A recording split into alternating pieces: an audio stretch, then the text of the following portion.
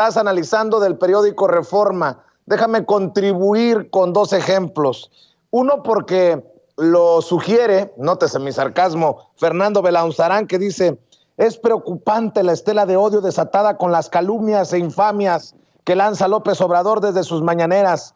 Lean a Sergio Aguayo, quien al parecer cerró su cuenta de Twitter por los ataques, insultos y amenazas recibidas.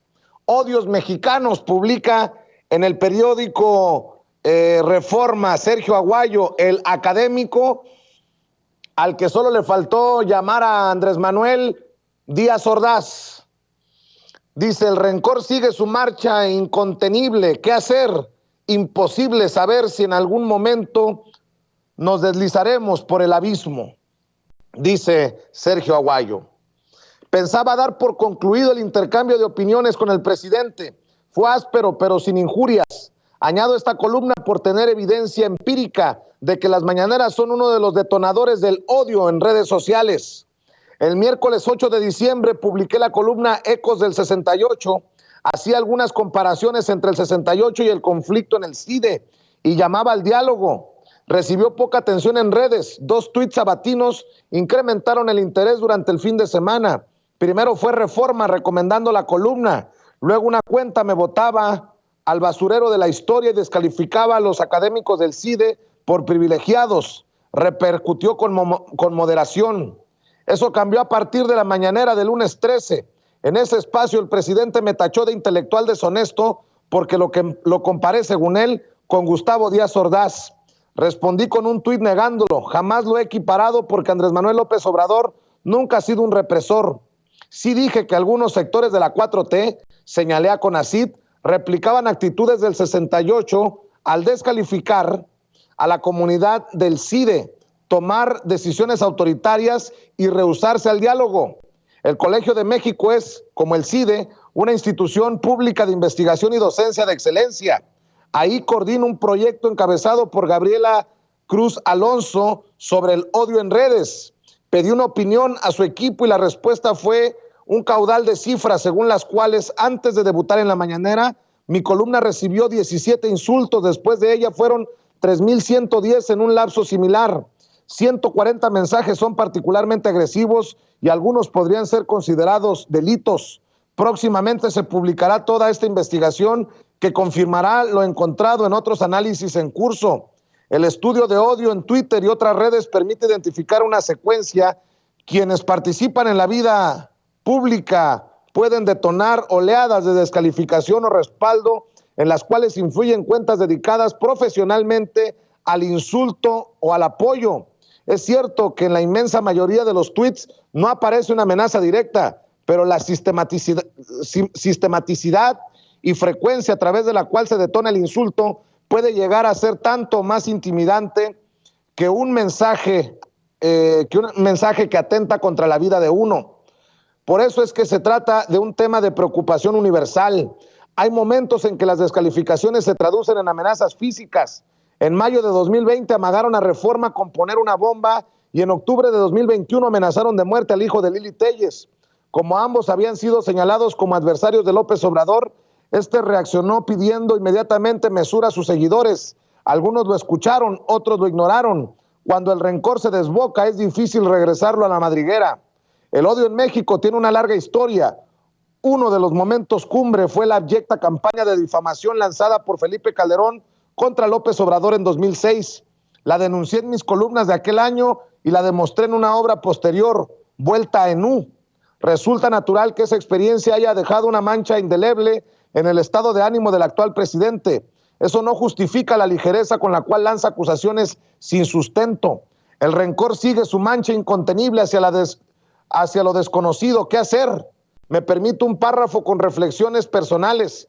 Asumo la inevitabilidad de la crítica, pero rechazo las descalificaciones sin fundamento.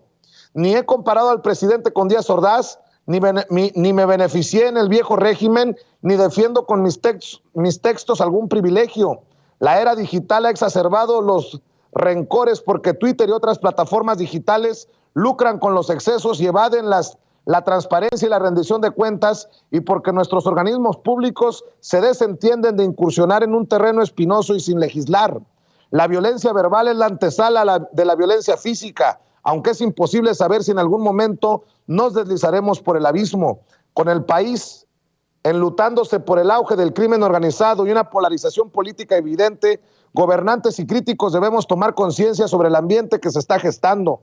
Son momentos para el escrúpulo en la fundamentación de lo escrito y dicho, pulcritud con los adjetivos y respeto a la dignidad del otro. Y cierra diciendo, colaboraron los integrantes del proyecto Odio y Concordia del Seminario sobre Violencia y Paz en el Colegio de México. Pues yo aquí, si he usado adjetivos, es de deshonesto a el académico Sergio Aguayo por haber escrito inexactitudes, para ser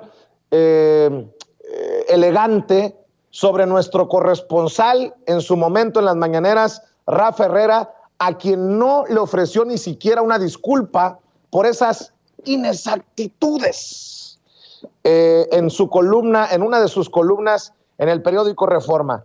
Pero tal vez se ofenda por lo que voy a decir. Esta columna veladamente responsabiliza al presidente Andrés Manuel López Obrador de la violencia, de la polarización, y sigue sin entender lo que no entiende Sergio Aguayo. Solo un ejemplo precisamente de lo que se publica en el periódico Reforma sobre un personaje que mencionabas, querido Ricardo Sevilla.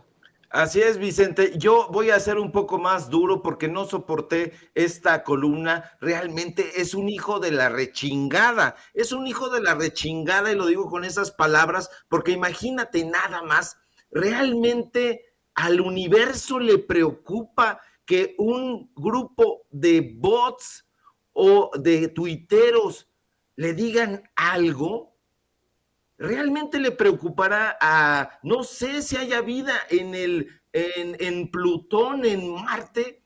Pero no dice que, esto que dice, por eso es que se trata de un tema de preocupación universal. Universal en el universo, ni siquiera mundial, ni siquiera nacional. Dice que universal. De verdad que para escribir estas estulticias se necesita ser un narcisista, un arrogante.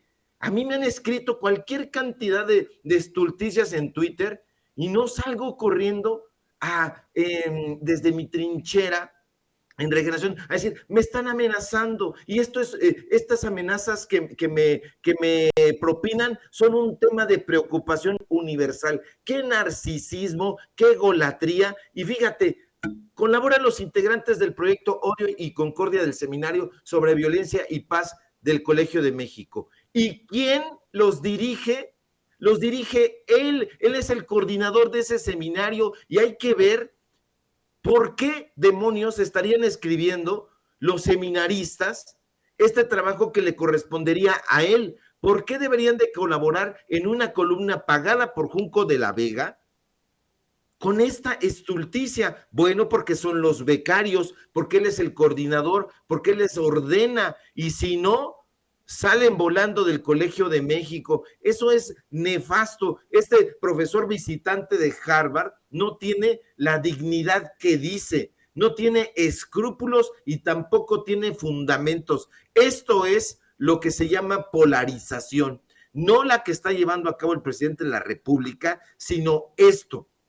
Me están atacando a mí, Sergio Aguayo. Dice que no tiene dobleces, que es un tipo transparente y que no se ha beneficiado de los antiguos gobiernos. Pues que le pregunten a su ex amigo que estuvo ahí sentado con él en primer plano, que le pregunten a Carlos Elizondo Mayer Serra cómo se quiso adjudicar una beca del CONACYT y Carlos Elizondo no se la dio por las razones obvias, pues porque es un personaje que no la merece, independientemente de que supuestamente haya tenido una carrera académica brillante y las arañas. Eso no es cierto. Ya estamos viendo quién está detrás de todo esto y son otra vez los becarios. Yo hago un llamado a los estudiantes, a los becarios, a la gente que presta servicio social, que no haga eso, ya no le hagan el caldo gordo a estos parásitos que ni escriben, ni dan clases y están todo el tiempo defendiendo privilegios. Ya no lo hagan, por favor, respétense un poquito, tengan un gramito de dignidad y no trabajen con estos parásitos, querido Vicente.